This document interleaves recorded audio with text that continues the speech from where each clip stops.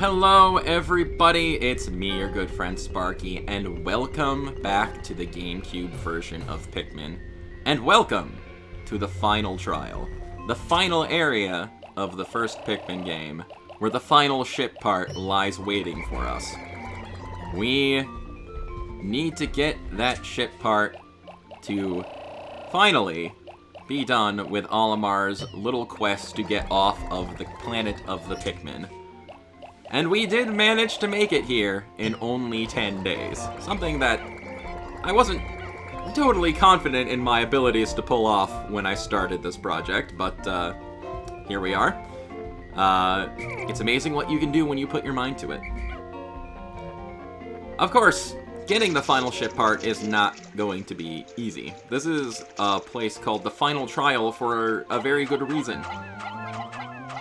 There is a long pathway of obstacles in our way to actually getting to where the ship part is.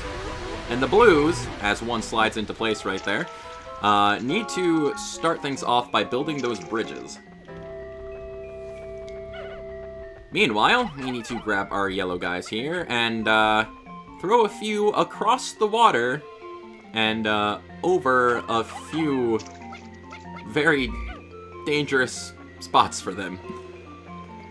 This is the other part of the game where Olimar's sort of limited throwing range really starts to become noticeable. They really kind of expect you to throw the Pikmin as far as he possibly can, and they don't give you a heck of a lot of leeway to work with. If you get too close to an edge, you can end up walking off, and your Pikmin will follow after you and start drowning. And if you don't throw the Pikmin far enough, they will also start drowning, because they'll land in the water. And honestly, it's a little nerve-wracking.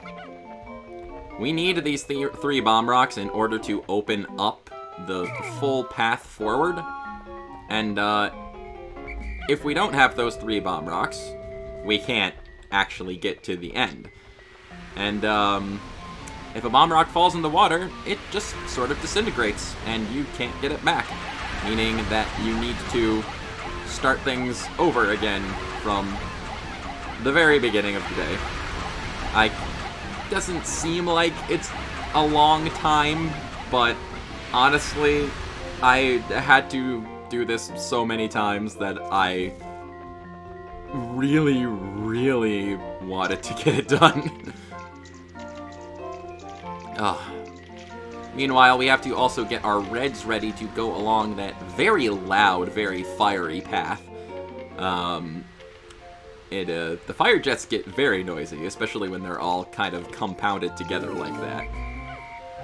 And our blues are finishing up with the bridginess right on time. So we need to actually lead them back to the main camp area here, because we don't really need them past this point. What we're going to need upcoming is definitely going to be high attack power and the yellow's usage of explosives. So we're gonna need a lot of red guys, and we're gonna need this small batch of yellow guys to keep things moving forward and sort of keep everything on track. The blue Pikmin, once you build the bridges, they don't really serve much of a purpose in the final trial. You just need them for that one task, and you've just got to, put them back. Because if you're toting around blue guys after this point, it's just gonna end up hindering you. Meanwhile, loading up all of our red guys into the noisy fire jet area. That's very, very loud. And we got to sort of maneuver them around while Olimar hangs out in the water, so they start pushing this box out of the way. It's a very sneaky sort of thing, honestly, that they expect you to do there. And, not the sort of thing that you do terribly often. There are instances in the distant spring where you kind of have to lead your Pikmin around from a different area in order to maneuver them into place, but not quite to that extent, I don't think. And now, another gate lies in our way, and there's something in the middle of that sand pit. Something very upsetting. Which, we will find out about that in just a moment. We gotta knock down another gate because there's a bunch of bomb rocks up here that we need to claim. We gotta get our yellows to grab as many of these as possible before we're finally ready for the final trial of the final trial. Thankfully, over this way, there are a lot of bomb rocks. It's just that, for some reason, they only give you a very limited amount right towards the beginning of the area where you need them to the most to absolutely get to this point. So, I don't know what they were thinking there. I would have honestly put some more bomb rocks lying around just in case of tragic mistakes.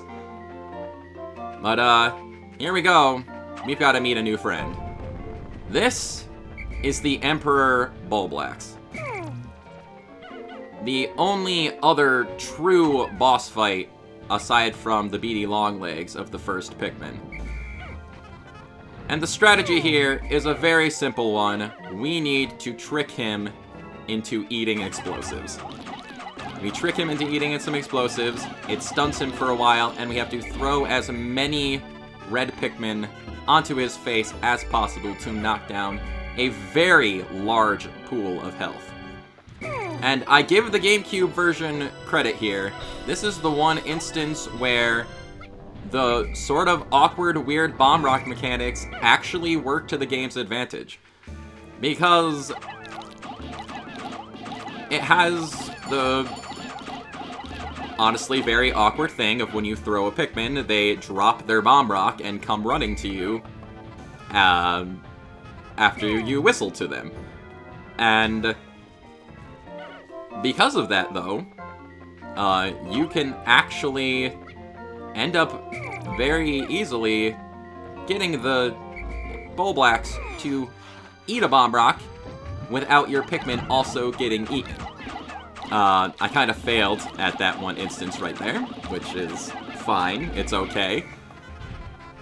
This entire thing is going to be a little trial and error, but you do have the ability to whistle your Pikmin back, have them drop their bomb rock, and then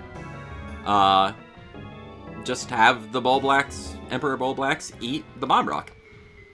Of course, sometimes getting him to notice the delicious Pikmin holding a bomb is sometimes a bit of a task. Occasionally, he'll just go wandering around on his own and not really paying you any mind. But we know when we've got his attention because he'll end up having this theme music kick back in. And yeah, the whole being able to drop your bomb rocks and get your Pikmin out of harm's way from the Emperor Bulblax eating them is something you can't really do in the Wii version of the game. Because the Pikmin in the yellow Pikmin in the Wii version no longer drop their bombs when you whistle to them. So I give 100 points to the GameCube version of Pikmin. Some extra credit bonus points for taking that really weird mechanic and then actually making it useful for this one instance. Honestly, there are probably some other instances where I could have more effectively made use of the unique bomb rock mechanics of Pikmin 1 on GameCube. And it's not a solid strategy because sometimes your yellow Pikmin will just decide to toss their bombs and take off instead of waiting patiently for the Emperor Bulblax to come back and try to eat them. Because, I mean, I guess you can't really blame them for wanting to run away. But, yeah. This is probably the optimal strategy for this boss fight. Because otherwise, you end up just basically having to feed your Pikmin to the Bulblacks. And you also want to try and keep your distance and not get too close to him, because when he does stick his tongue out like that, he can gulp up a squad of 100 or so Pikmin very, very easily. He can just outright devour them in one fell swoop. But with that said, this is probably the final round of Pikmin attacking and fighting with the Bulblacks. And we have successfully recovered the secret safe. And it's as full as ever. How glad I am that I persisted in my search without losing hope. Now I can leave this planet without any regrets. Maybe I'll even stop to pick up some souvenirs for my wife and kids back on planet Hokotate. Yes, the final part is Olimar's loot. Probably his pay and all of his money that he keeps secretly in the dolphin. It takes 40 Pikmin to carry it back, but you can actually pile on a full squad of 100 Pikmin on that thing if you really want to. And that's the last ship part. Which is also, actually another one of the optional parts. To finish Pikmin 1, you technically don't have to come to the final trial. Which is fine, I suppose. But if you're going for all ship parts, you're gonna have to come here eventually and finally get it. So, there you go. We got it. All 30 ship parts, all of the areas explored, accomplished in only 10 days. Let's celebrate with a huge bomb rock explosion. Because why not? And with that, the dolphin is finally complete. I have finally recovered every ship part. Now I can return home to Hokotate. Indeed. A triumphant look at the completed dolphin. Everything is where it should be. And Olimar can leave the planet, knowing he didn't leave anything behind. With that, though, the day does end automatically. There's no sunset countdown for us this time. And we are officially finished with our journey in Pikmin on Gamecube. We get to see the Pikmin curiously look at Olimar as he makes his way home. They don't seem to quite get it, but it's finally time for Olimar to take off from the planet's surface for presumably the last time. I'm sure he'll never have to come back here again. And he ends up leaving the Pikmin to go about a rampage of their own, taking on enemies without his assistance. Hooray. And as he lifts off from the planet's surface, we get to see a bunch of other onions of different colors also taking off. There's even some purple onions and pink onions and black onions. Like, kind of foreshadowing rock, purple, and wing Pikmin, maybe? Probably not. I doubt they really thought that far ahead at that point. But there's interesting to note that there's still a few different colors of onion that don't associate with any color of Pikmin that we've seen so far. So, I honestly wonder if that's gonna be an indication for, like, the inspiration, like, they take from when creating Pikmin types for Pikmin 4. But, with one final look behind him, Olimar is heading home.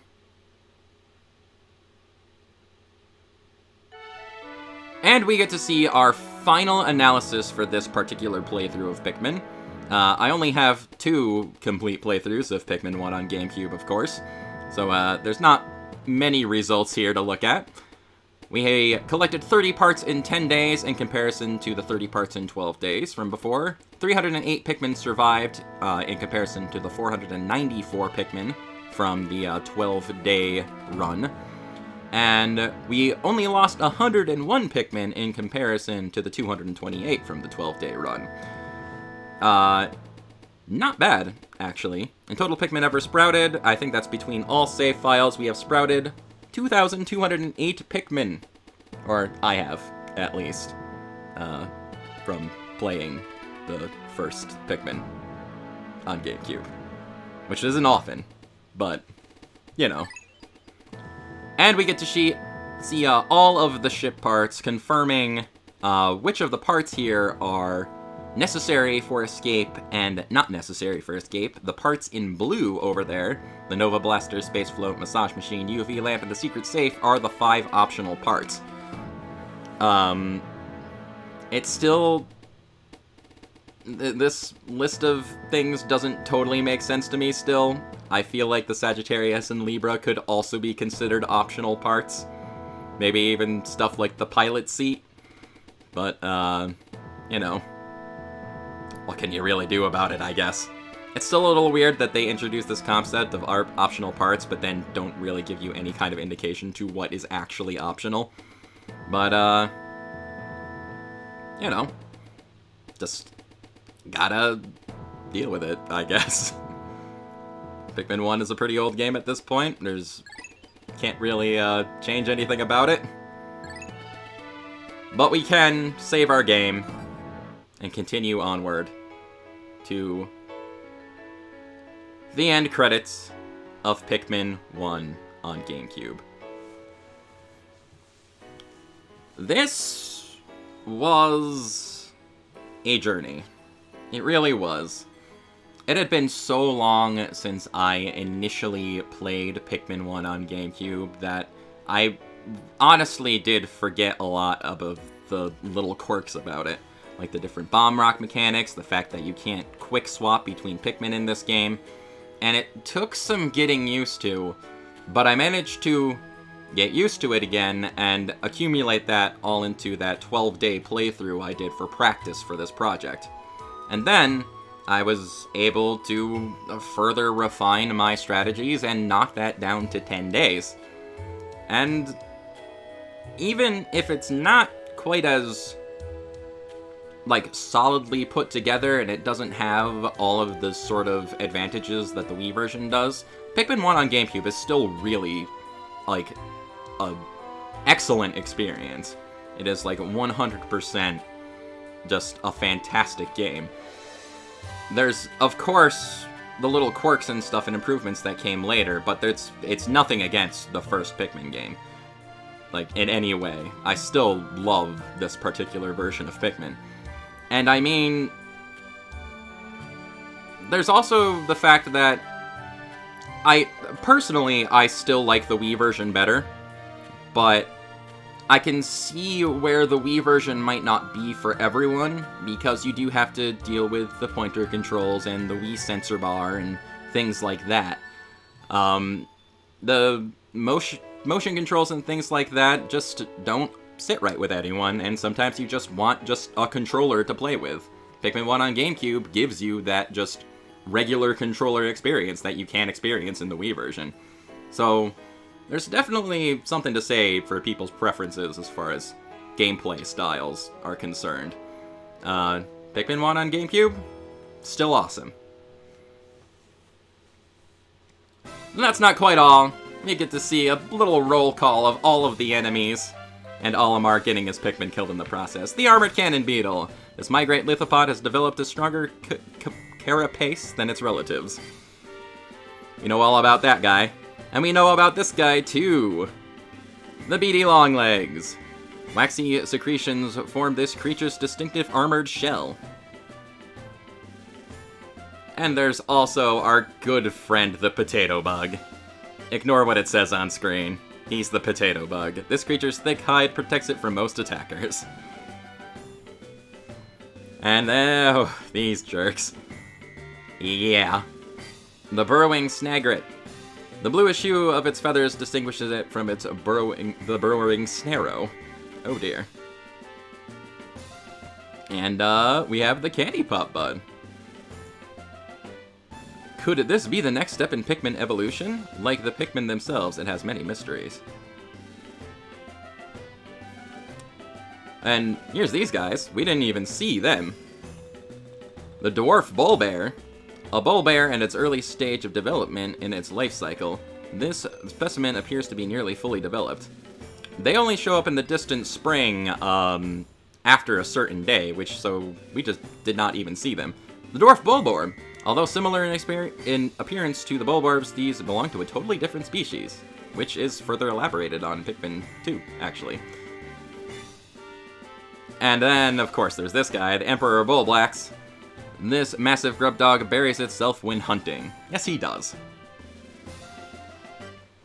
And, oh, Olimar, you shouldn't be fighting a fiery blowhog with blue Pikmin. This creature expels a combustible phosphor that ignites at moderate temperatures. And then there's this guy, who's in the Forest of Hope for some reason. The swooping snitch bug. This rare species uses its antennae as wings. Yeah, this little enemy reel is actually pretty interesting to see things like the Gulix here in the Forest Navel. The Gulix. A watery, gelatinous membrane protects this creature's nervous system. We did not see this guy at all, either. And sort of this enemy reel, you get to see all sorts of weird beta things. Honeywisp, this creature collects nectar for the larva waiting at its nest. Like, you'll be able to see enemies in areas that they normally aren't in like, ship parts off in the distance, like the repair-type bolt over there that's not supposed to be there. Iridescent flint beetle. This forager stores undigested pellets in its stomach for winter. Oh, and another guy we haven't seen yet. I did mention him, though, the Mamuta. This creature seems to be fond of flowers, but only for their decorative properties. Well then.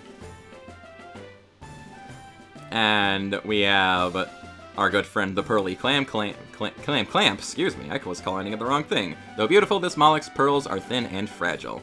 Also worth a lot of Pikmin. And we also get to see the Pellet Posy. This sparsely growing plant is able to crystallize nectar into round pellets, which have numbers on them for some reason. Oh, and then there's this guy. This jerk, the Puffstool. Many consider this walking fungus a delicacy. I don't know who that would be, considering Olimar's the only person that's been on this planet, but, you know. And the Puffy Blowhog. Instead of breathing fire, this species uses its hydrogen to float. Very nice. And we get to see also the Sheer Grub. Males of this species are purple and have an armored head. And the females are just kind of there for you to kill. They don't really do anything to you. And also the Sheerwig. The males of this species are able to fly, but the females remain underground. And oh boy, it's the Smoky Prog. Yeah, this guy's still a nightmare. Thought to be a malformed larval Mamuta. And also, he's just a terror. And you just generally don't want to deal with him. The Spotty Bulbear, though, this rare subspecies of Bulborb, has a certain I don't know what that word was, honestly. Yeah. And of course, the Spotty Bulborb, our good friend. This nocturnal hunter feeds mostly on small animals returning to their nests at night. And we've got the Water Dumple here. This aquatic creature is a close relative of the Bulborb. Again, another true fact elaborated further on in a Pikmin 2. And we have the Wogpole. This creature appears to be a newborn yellow Wollywog in tadpole form. We did see them swimming around in certain places. And also another instance of wrong ship part being in a weird area next to the Wollywog. This creature's coloration results from the remaining sheltered in cavernous dwelling. That's not where the analog computer was. There were no Wollywogs near it. And Yellow Wollywog. After evolution led to the development of its specialized jumping ability, this amphibian actually lost much of its ability to swim. And we get to see the results. The happy end. We got the best ending in Pikmin 1. We gathered all of the ship parts. And we did it in record time. Which I am very, very pleased about. And I'm very pleased that you have joined me on this journey. Though, we're not quite done with Pikmin 1 yet. When the GameCube version of Pikmin returns, we will be moving on to the challenge mode, where we'll get to see what that's about. Until then, though, this is your good friend Sparky signing off for now. I will catch you later.